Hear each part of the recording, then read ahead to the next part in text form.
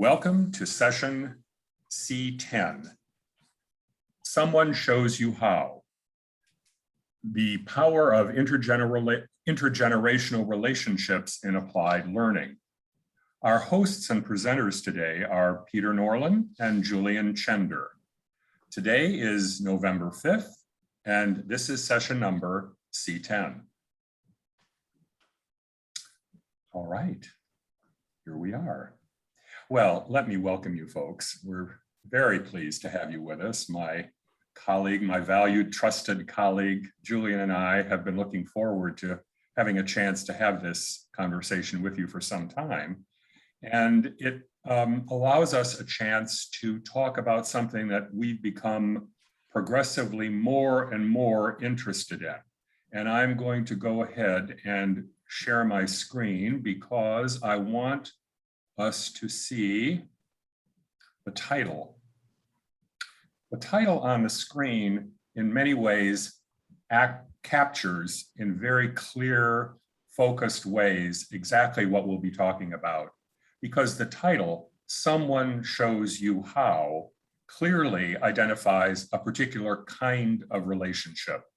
A relationship between a person who's a learner and a person who knows how to do something and is willing to give the learner some guidance about how to demonstrate a new behavior, practice a new skill, but in some way learn how to do something effectively. That in effect is what we're going to be talking about for the rest of this hour as we sit around our virtual campfire and have a conversation. So the issue here in the second line, the power of intergenerational relationships in applied learning, provides a little more focus.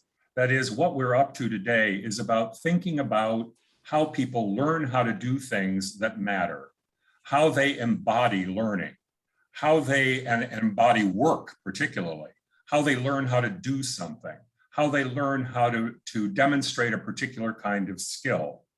And one of the things that has captured Julian's and my attention over our own experience and our own relationship is the ways in which relationship management provides a powerful context for effective transfer of learning and for effective intergenerational learning. The other thing on this screen, in this opening screen, is you'll see at the top a logo for the OD Salon. That is an organization in New York, and I'm sure Julian is going to share a little bit more information about it. That is one of the ways in which Julian and I found our way into each other's lives. And it is providing a context for a very interesting experiment that Julian and I are conducting now in the context of the OD Salon. And so we'll want to make sure that you're clear about how our own learning is now focused on providing a particular kind of, hopefully, intergenerational support to folks who are members of the OD Salon. Any other thoughts, Julian, you'd like to add at this point? Nope. Let's keep rolling. Okay. Then we thought, yes, absolutely. Is that OD, does it stand for organizational development? I beg your pardon, is a session about organization development? It is, yes. Yeah, okay. No, so I was just wondering what OD was. Yeah, forgive me. Thank you very much, Just. I'm very glad you're inviting clarity on that because in fact, obviously, those particular initials stand for a lot of things, but in the context that Julie and I are talking about today, they stand for organization development, a particular field. And we're going to say a little bit more about that as we move through the conversation. Thank you. But as we want to talk with you, we thought it would be important for you to have a little idea about the roadmap we'll be taking. So one of the things that Julie and I want to talk about as a kind of a context setter is our own relationship and how we met and how we fell into each other's orbits and how we decided to do some work together. And then we'll take a step back and talk a little bit about the context for the work we're doing together, which is in fact, as you asked, Just, it's about organization development as a professional field, as a professional applied behavioral science, as an opportunity to develop applied skill. And we'll talk about how people that do organization development approach the work and how we try to work together in order to achieve the outcomes we're seeking.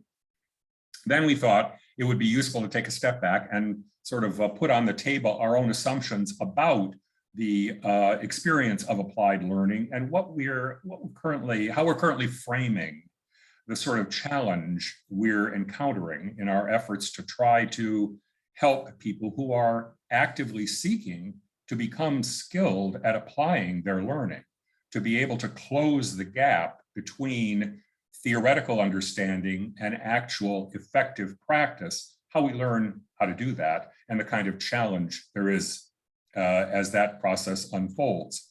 Then we'll kind of review a very key premise we've developed over our conversations, our shared conversations over the last couple of years, and the way we'd like to sort of reinforce a key dimension of applied learning.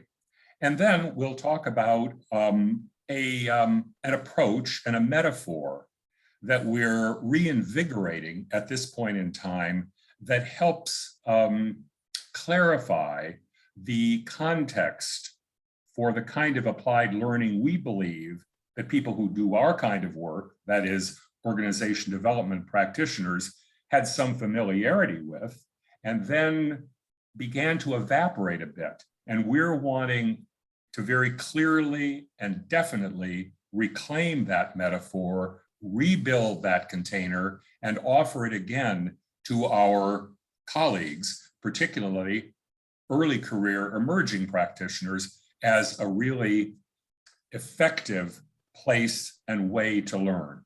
And then obviously we want to have an opportunity for you to join the conversation. And so we have a focus question that we think we'll use to end our conversation today, and that will give Julian and me the benefit of your thinking, your experience, your best ideas.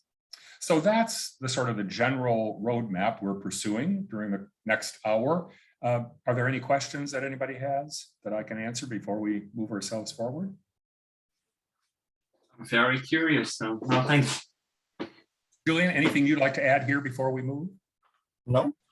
Okay. All right. Then whoops. Whoa. Let me move forward again. All right. So we thought we would begin our journey with some information about our relationship and some context setting about who we are and why we're sitting here together, looking forward to having a chance to talk with you further about this particular idea. So for me, I've been doing this kind of work. That is, I've been working as an organization development practitioner for almost 40 years. And when I entered the field, at the time that I did, there were very, very few formal ways to learn how to do our kind of work. There was one degree program, one master's degree program in the entire country. And that was all that was available in a formal way. There were some certificate programs, some learning programs, but it was very much a process that people had to do a lot of searching to find any sort of formal support for their learning. Most of the time, people found a way to learn how to do the work and learned how to be comfortable doing the work and effective at doing the work by working with someone who was already in role at a particular organization, in a particular kind of organizational environment. And that's what's happened to me. And over the years, I had the opportunity to work for and with a succession of very, very wonderful colleagues, both as supervisors and, as I say, as colleagues in internal jobs. I've worked a couple of internal jobs. I've been a principal in a couple of consulting firms. And also for a period of time, I was the executive director of the Organization Development Network, which is the professional association that supports the work of people who do organization development. But in that succession of experiences, in general, if I wanted to learn how to do the work and become more effective at doing the work, it was incumbent on me to identify somebody to learn from, to approach that person, and to try to interest them in supporting my evolution as a skilled and effective practitioner. Fortunately, I had the benefit of that. I've had wonderful mentors, wonderful coaches, wonderful supervisors, people who knew what they were doing and were generous and committed and really trustworthy, and were willing to pass on their experience and their knowledge. And that's, of course, the nature of applied learning, I think, at its best. So I've been a very happy recipient of intergenerational transfer of learning. So that's my story. Julian? Well, I have a very different story that happened about 35 years later, where there were many organization development master's programs, and I went to one that was phenomenal. I went to American University's program, and I felt like I had a very strong theoretical base, a profound understanding of the field through both a sort of a mental map, a mental model of the field, I would say. But I graduated with not much capability. I had done maybe one or two projects as part of school that were overseen by a professor, but that was not the deep hands-on learning that I needed, and it wasn't the sort of, I guess the metaphor I use is riding a bike. You know, you can read as many books about riding a bike as you want. You can ride a bike once or twice with someone watching you, but you really need someone for to go with you for a couple of days, a couple weekends to the park to ride the bike. And then you'll start getting the hang of it. And then you might not need them anymore, but you keep a relationship with them because you have a fondness for them teaching you that. And that's what I craved. And it was somewhere between a mentor and an OD parent. Someone who would really share who they were and what they did, and see me for who I was, and see all of the places I could grow and needed to grow. And what I found a lot was that people were willing to meet with me for a breakfast or a lunch, recommend a book, recommend an article, give me some words of advice about how to navigate the field. I got job after job after job. I hopped around, and yet I didn't find in any of these a strong interest in building the next generation. So I thought, if this is happening to me, someone who, really graduated at the top of the class at the master's program, what is happening to the rest of the field? And that was the exploration that I went forward with, and how Peter and I came to meet. So we met through actually someone who was one of my advisors and professors at American University, who, Peter, I believe, was one of your first supervisors in OD, Judy Vogel. And she and I kept in touch after school for a few years. And I think it was, we talked maybe once every 6 months just to see how you're doing. I had moved away from Washington, D.C. to New York, and we had to catch up. And I said, look, I'm really looking for this kind of, and mentorship wasn't the right word, but I didn't have the right word at the time. But I'm looking for this figure in my life who I can really learn from. And she says, that's funny, because there's someone who's looking to do that for other people. So the master was seeking the apprentice, and the apprentice was seeking the master. And all we needed was that person to connect us. I'm laughing because what Julian is describing represents, at least as I experienced it from my side, as a perfect moment of synchronicity. Because as I was approaching what I am describing as my reclining years, I became aware that almost more than anything else, what I had a yearning to do was to support the evolution of early career emerging practitioners, as I felt I had been supported, and that it was about balancing the exchange. Much as parents pay their parents back for the parenting they've gotten, by passing experience and love onto their own children, I felt, and this is not to put anything in a parental model, but it does imply the notion of intergenerational connectedness. Because one of the things I'll interrupt you because I think there is a little bit of a parental model here. Oh, is there? Okay. That I want to pick up on, which is you and I did talk about how you don't have children. That's true. That's true. And that played a little bit of, if I remember correctly, a role in sort of what you're passing on. And I'm also someone who has decided not to have children and thinking about when I'm older, how I'm going to pass on my legacy. So there's an idea of legacy. And also I was searching for that parent figure, that person who would teach you to ride a bike, that person who's really there for you. And when Peter and I connected, our conversation spanned, personal and professional practice, but also family life, cooking. We became intimate confidants and friends. And I think that's fundamentally important because what's at the root of this relationship, I think, is love. I'm very convinced that love is at the core of an apprenticeship in a field like this, where one is using one's heart and mind simultaneously in this type of work. Well, I'm very moved that you decided to expose that aspect of our relationship, Julian, because I think you're exactly right. My own personal experience is that the people who provided me with support and guidance and energy, in essence, what they did, and the way I tend to describe it, is they loved me into competence.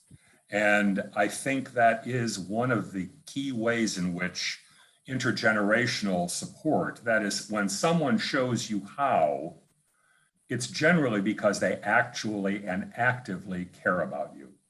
And I think that is one of the ways in which effective applied learning is most powerfully and successfully transmitted. It is through personal relationship.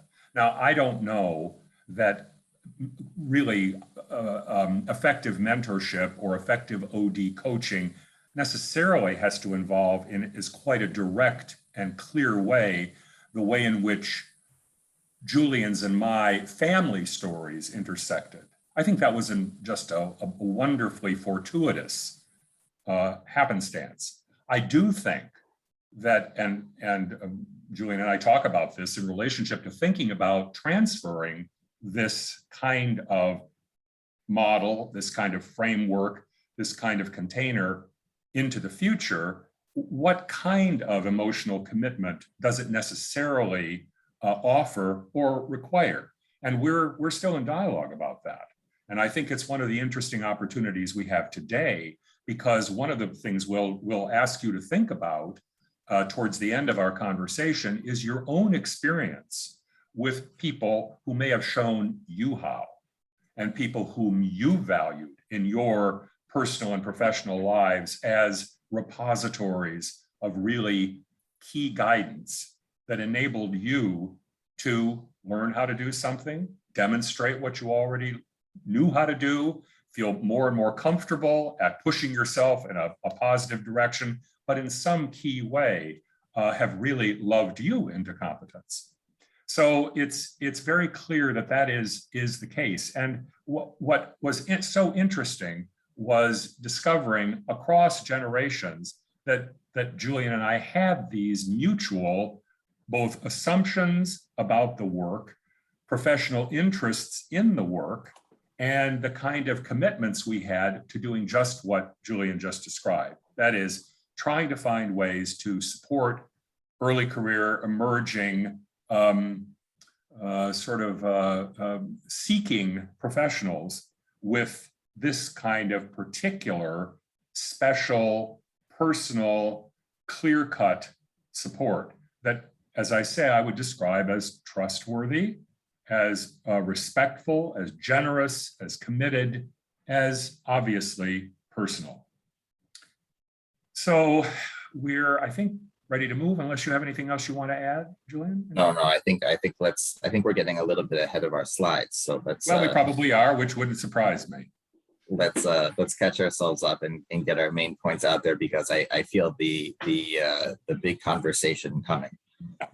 So here is just a little bit of background material about what we do and how we work. So as I've said and sort of responded to Youth's early question, what we do is something called organization development, which is a discipline, a field that is focused on learning and change in organizations and communities.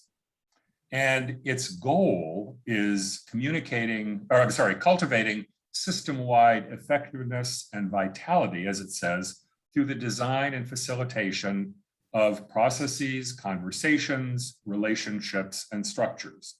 So OD at its core is about designing and facilitating. Those are really key essential practices. And it also is embedded in what we would describe as democratic principles of inclusion, of participation, and collaboration, in general, a great appreciation of difference and a valuing of difference and a respect for difference, and a real willingness to put those values openly out in front of people and on the table for conversation and active work. So that's the way we frame our job role, our task. Our approach, the way we work, is based on trying to help and consult from what we would describe as the margin, that is, from the edge of the systems that we're seeking to assist and help and engage with and enable them to learn and change.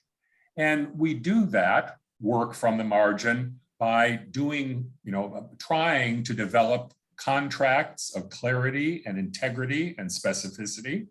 We then try to design and facilitate interventions or projects or approaches that are focused on helping the systems we're working with change in the directions they're seeking, achieve the goals they've set for themselves, and in whatever way learn what they feel they need to learn in order to achieve their own business or organizational success. And go ahead, Julian. Sorry, I just chime in something really quickly here. There are 2 points I want to make here. One is I in my current job do this plus some expert advising. So there's a way in which I take this beyond the limits of organization development, or what organization development, in my understanding, might be comfortable seeing itself as. And that has been, I think, a place of great conversation for me and Peter. The other thing is the OD Salon was born out of an idea of creating community for these people. So it started with me moving to New York from Washington, D.C., and realizing that most people in New York who do this kind of work don't know each other. Whereas in Washington, D.C., it seemed like there was a much greater community. So I invited people to a happy hour, and that quickly blew up into a larger community. And now we have sort of nationwide and starting to be global Zoom community, where it's really about networking and personal connection for these practitioners, with a very loose definition of what it is: self-selection, I would say. Yeah, that's great information and important for people to understand and know, because it represents the context in which the experiment we're doing at the moment is embedded. And it's really critical that folks in the OD Salon understand what in fact we're seeking to achieve, we hope, in response to their requests and their expectations. And in fact, one of the things that I just wanted to note before we move on is that that typically organization development practitioners really believe that one of the most powerful ways that they enable organizations and systems and communities to learn and change is through their own personal use of self. That is, the extent to which self-awareness and self-understanding enable people to identify how to relate to and influence individuals and groups in the organizations we're working with. That the way I use myself the choices I make, the influence strategies that I use, the language I use, the way I manage boundaries and position myself in relationship to leadership, all that makes a difference. All that exerts some kind of influence, we hope, in the right direction, but that we try to practice what we preach and remain accountable to seeing that, in fact, one of the ways of being really effective is being congruent with, in terms of the way we embody our values and act on our principles and deploy our skills. So moving on now then, let's talk just very briefly about applied learning. And as I say, organization development represents a kind of applied learning, and there are all different kinds, as we know, as it says here, a whole different varieties. And I wanted to make sure, and Julian and I were laughing a bit about this, I wanted to make sure that I included a practice field like plumbing and heating, or electricians' work, or carpentry, people that do embodied work. In other words, people that in some way, use their physical experience, they do something, their behavior makes a difference. We expect them to be able to deploy their learning in active, direct, behaviorally focused, visible ways. And we know that learning then helps people prepare themselves to then do. So that we believe the purpose of all applied learning is obviously preparing to practice, preparing to do.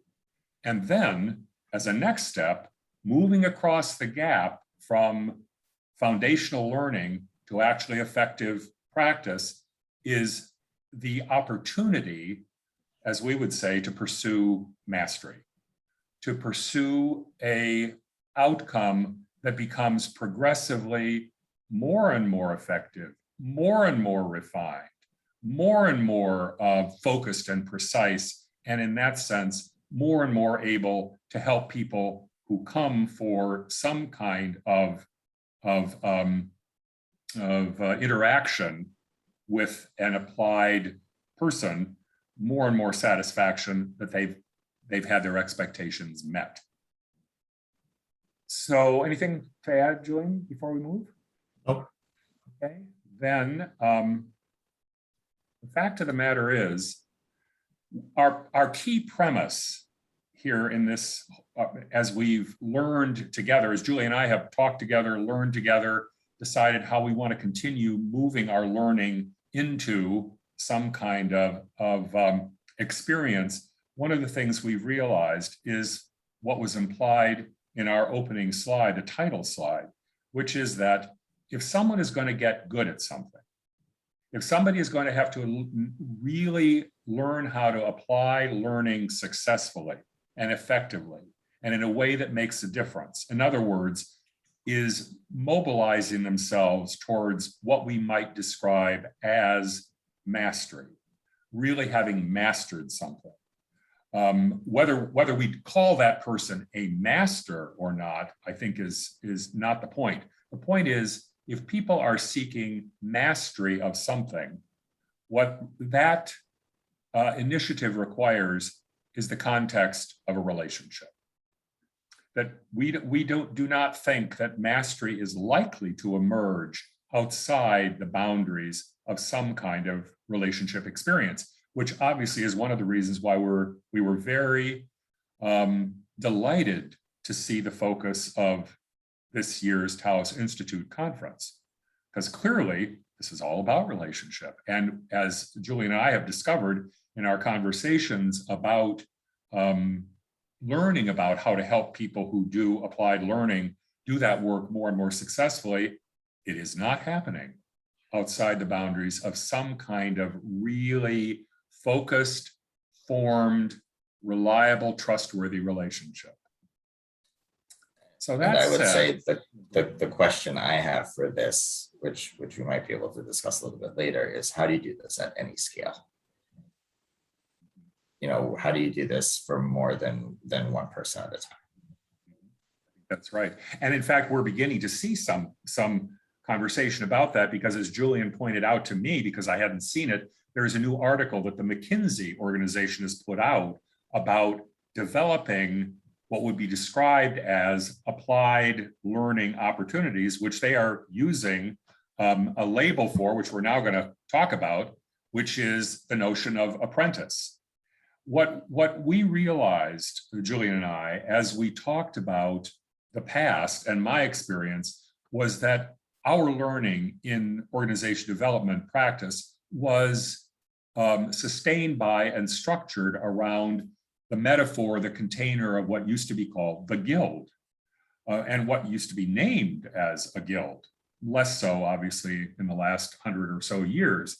But the idea of having a guild, working in a guild, being apprenticed to a guild was something that most young people who had an appetite to learn some sort of embodied skill had to find and work to enter, influence their way in, impress someone on the inside with their potential, and then somehow attach themselves to a person in the role of master who would be willing to commit themselves to helping the person who had joined, that person in the role of apprentice, would be willing to help that person learn. So in other words, the master has to be willing to really show the apprentice how, and not just show them how, but monitor progress, operate as what Robert Greenleaf used to describe as a servant leader, meaning someone who demands someone show up and do their best work, someone who doesn't let anybody get away with anything less than their best.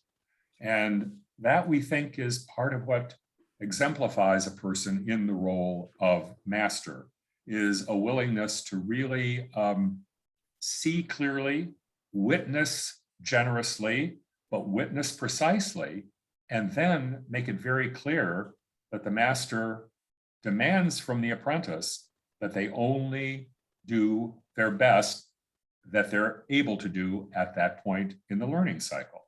And that's when we think of, well, we're going to talk about that in just a minute, what you may have observed and know about what exemplifies really successful master and apprentice relationships. But when Julian and I got together and began to talk about our mutual interests and our respective backgrounds and the ways in which there seemed to be a bit of a lock and key between what I was yearning to try to do and Julian was yearning to find, it really was, an opportunity to, what we talked about, rebuild the guild.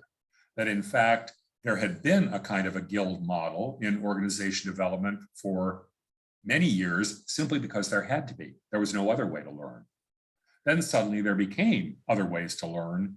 And yet what Julian was hearing, and what I thought I was hearing as well, was a deep yearning from early career emerging practitioners wanting someone to help close the gap between applied learning and applied practice. And that's what we felt was missing. Anything we should add before we move ourselves forward? This is great. Okay. Then, in fact, I think we're ready to have a conversation. And we really are looking forward to hearing from you about this.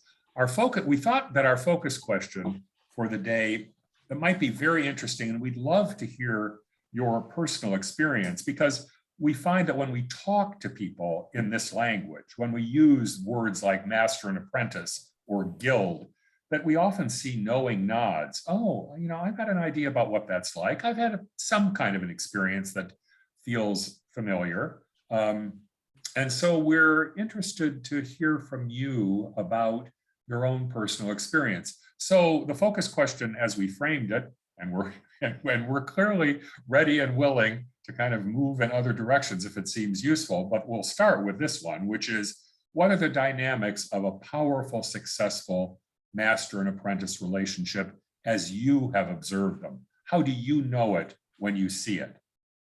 So what I'd like us to do, in respect for people that have an introverting preference, perhaps, is to take a few minutes to reflect on your own lives, your own experiences, and jot down a few notes to yourself about this question about the dynamics of really powerful master-apprentice relationships.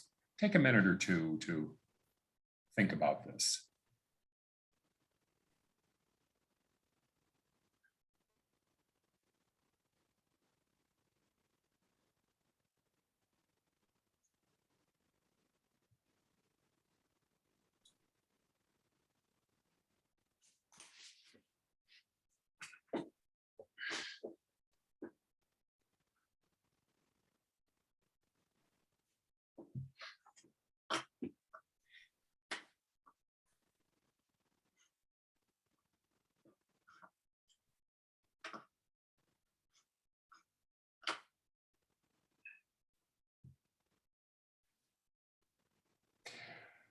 All right, anybody need any more time?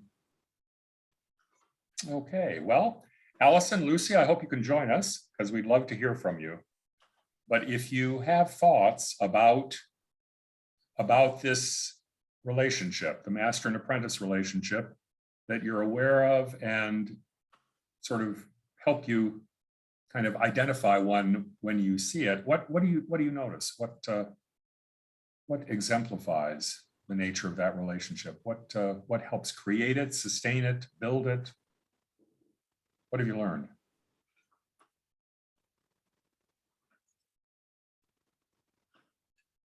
Lucy, we're having trouble hearing you. Allison, you're on mute. I'm not talking right now. So Oh, I'm okay. All right. waiting for Lucy. Oh, okay. Okay, thank you. Sorry.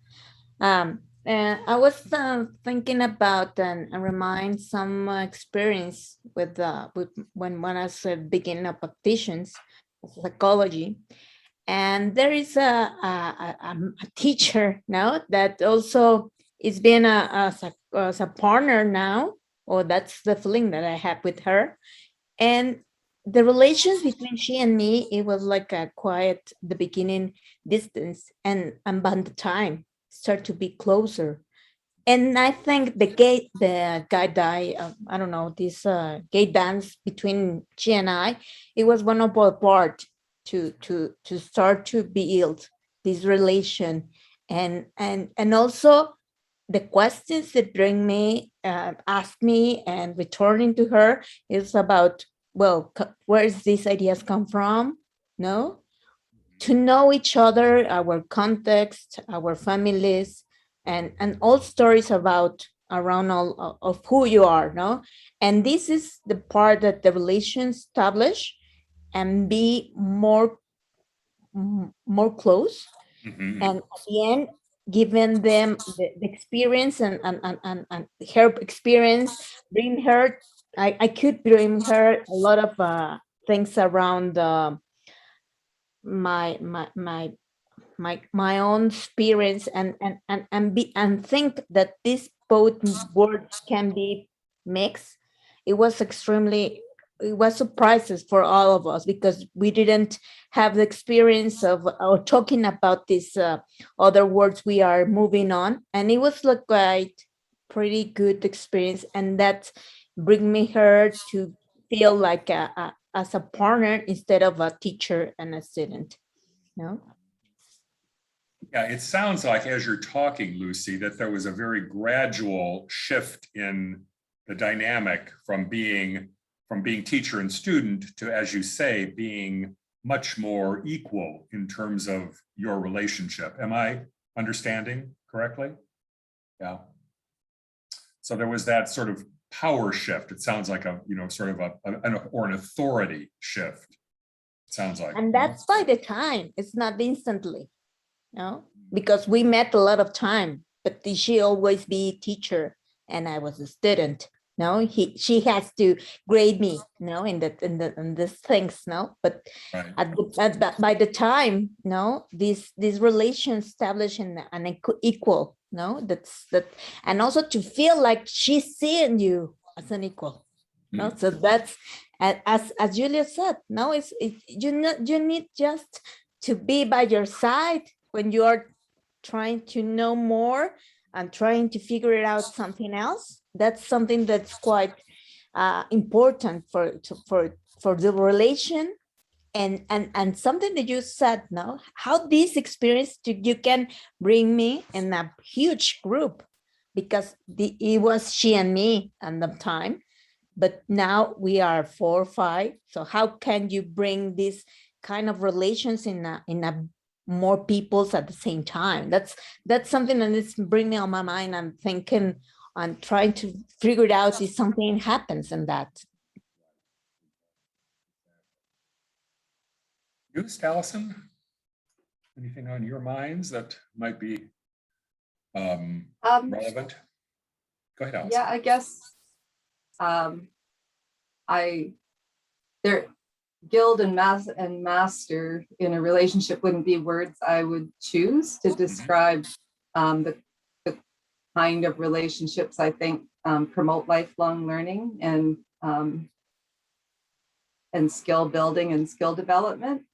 I guess because they, in our culture anyway, don't really speak into a more two-way relationship. And I think that those roles shift among us over time, and depending on the context of what we're learning and doing. So someone might be mentoring and coaching me at one time in my life, and then when we're engaged in a different project, those elements might be shifting around, but feels more fluid to me than that. And as well, I think the requisite for relationship goes beyond just that relationship to relationship with self and self-knowledge and growth in that area, and relationship with theory and reflection on practice and a lot of other habits that help build mastery over your lifetime. So just sort of thinking through how that all fits with the notion of a guild and a master relationship. Yeah. Julian, do you have something? Because I have a comment for Allison. If you, I think what you're bringing up is really critical, Allison, in terms of the fluidity in the model, the sort of the master-apprentice relationship model, the notion that there is a kind of a stability in that relationship, which is constant over time, when in fact, in my personal experience, that hasn't been the case. In fact, as I've experienced it, the people who I had initially felt were in positions that I would describe as masterful, or people from whom I was seeking to learn, because it seemed very clear to me that they had perspectives and backgrounds and experience and skills that I really yearned to know more about. What's happened over time is that most of the people that I would have described as people I would be apprenticing to, I now have, we do that with each other and we laugh about it. In other words, it's very clear that many of the people who I initially looked up to as more skilled, more competent, more sort of professionally sophisticated than I now come to, in other words, it's all shifted. We're now, as Lucy was pointing out, we're now in a kind of a complete balance, or they themselves come and ask questions of me. So it's been very instructive to feel that the evolution, to the point you're making, the evolution of something which, at least when it was originally described, felt quite stable, rigid, kind of intact for a long time, and at least to feel how permeable it's felt, at least to me personally, over time. So I think it's really a key piece. And I think it speaks a bit to what Lucy was saying about the quality of the relationship, and that I would propose maybe the qualities and connection are stable, but the roles and the movement within the relationship are more changeable and fluid and not fixed. Does that I think the point resonate with anybody? Yeah. Yeah, so I think that stability in the relationship is really important, because it's what creates sort of safety and trust, and maybe the room to explore how we can be with each other in different ways. Well, and to Julian's question about scaling, I think this is one of the interesting opportunities for exploration, which is the point you're making, Allison, I think is key, and that Lucy has exemplified, which is the quality of the relationship. It's relationship quality that we're talking about here, not just any old relationship. It's the specific characteristics of the relationship that, at least in my experience, made the difference for me, that I think, as Julie and I have experienced our own relationship, have made the difference for us, and that I think represents why people often don't talk about apprenticing, but talk about mentoring.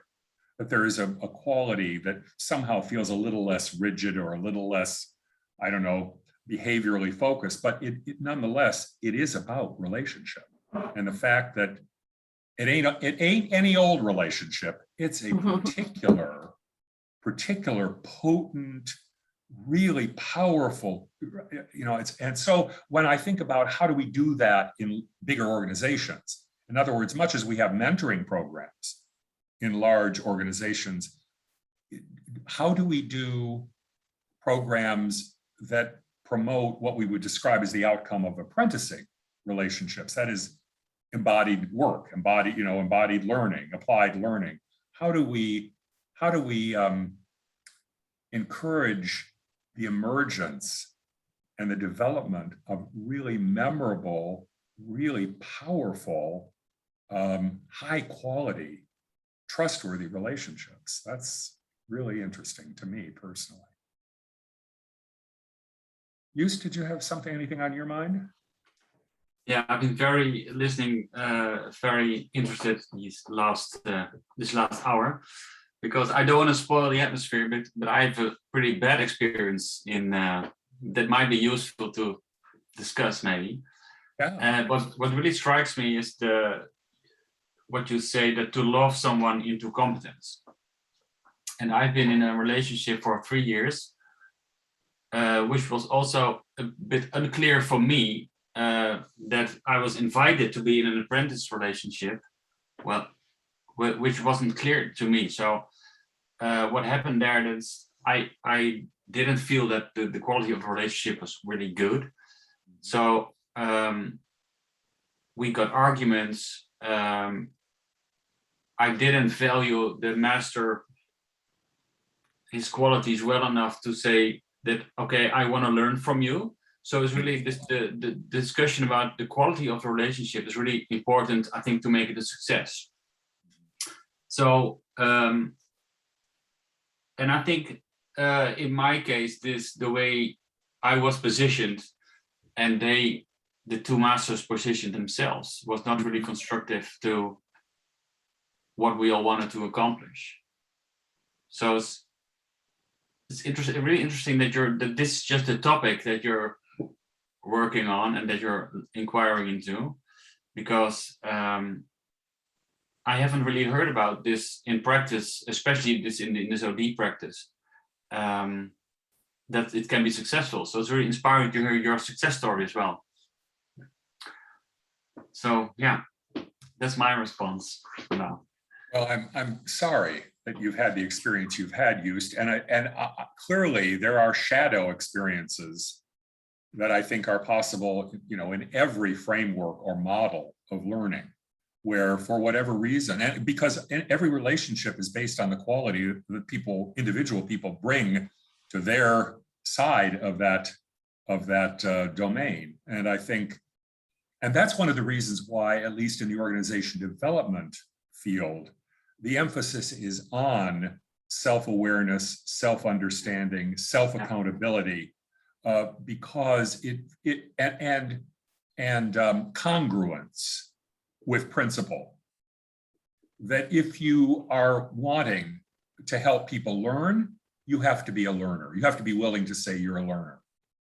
If you are wanting people to make themselves vulnerable with one another, somehow you have to find a way to show that you're able to do the same thing in a clear, trustworthy way. Exactly, it is reciprocal and congruent.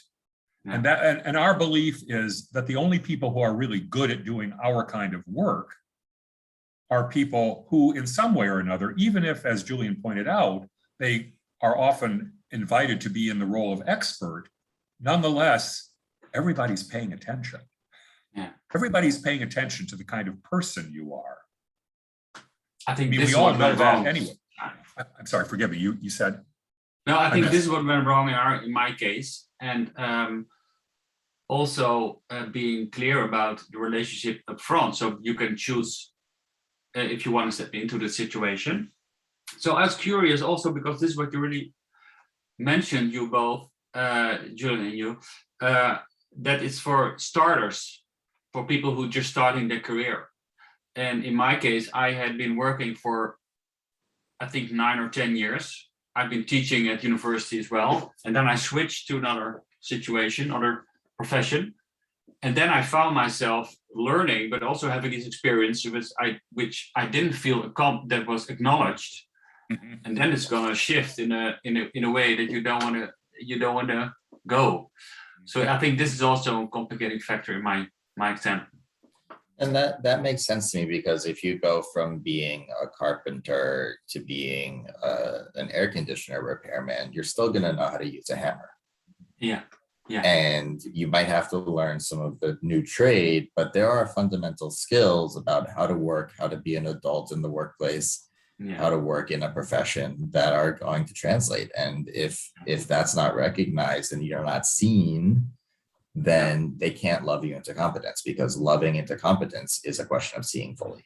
Yeah, exactly. It's really interesting that you just mentioned this, Julian, because I've been teaching for 3 years at university, and when I was working with my coworker who was the master in this example, and then during the training he told me, then now you use the black pen to draw a circle around the scores below 5, and you take a blue pen so it's really not acknowledging any of the hammer skills that you were mentioning. So, and then this is when I got out. I mean, this is not working. Yeah, and look, I've been there too. Yeah. Where I realized within 3 months that the guy who wanted to be my master and I the apprentice, I could run circles around him. Yeah. And do his job 10 times better. And so that's the thing is, not everyone's going to be the right fit, and not everyone's going to be a winner, and we have to look out for ego. Yeah. So your topic is really great. I mean, to love someone into competence, and about the how crucial the quality of the relationship is. That's really great that you're getting that into your project. So thank you for this success story also.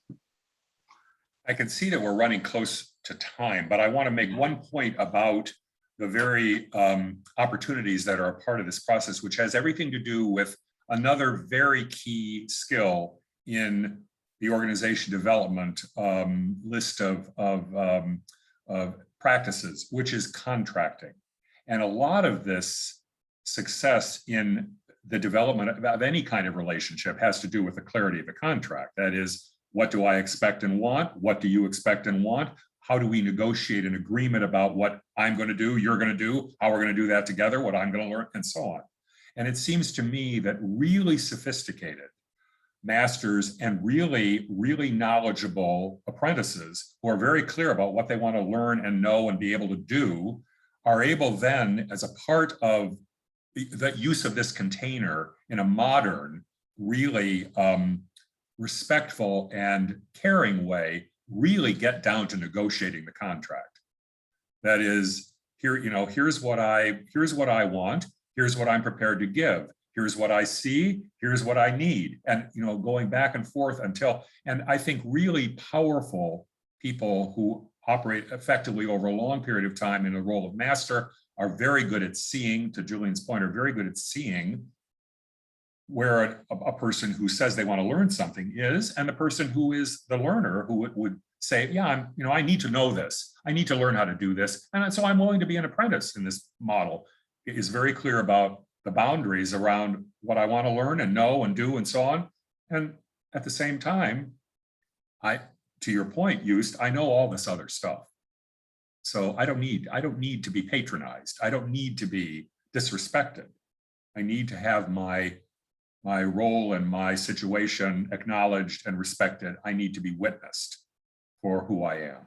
So we think really good master-apprentice relationships have as another core foundational skill, the capacity for witnessing, for really clear, effective witnessing. All right, we only have a couple minutes left. Is there anyone who has anything else to say about any of this stuff? We'd love to hear it if you do. I just want to say thank you for coming, because I feel like I learned as much from you as I hope you learned from us. This has been nothing if not an exploration and an experiment, the work Peter and I have done. So I would say, like all experiments, there are bad outcomes and good outcomes, and we learn along the way. So thank you for sharing yours. It was quite helpful. Yeah. And I feel touched and invigorated to be here with you. And it's important to think both about the potential and power of this kind of relationship, and also about its danger points, flash points, shadow options, and so on. Because again, it's a framework, a model, an approach. It's not appropriate everywhere for everyone. It's just an option. So thanks so much for joining us. We really appreciate having had the benefit of your presence. Thanks again. And now I think I'll stop. Take good care. Thanks for sharing, you guys. That was great. You're welcome. Bye-bye.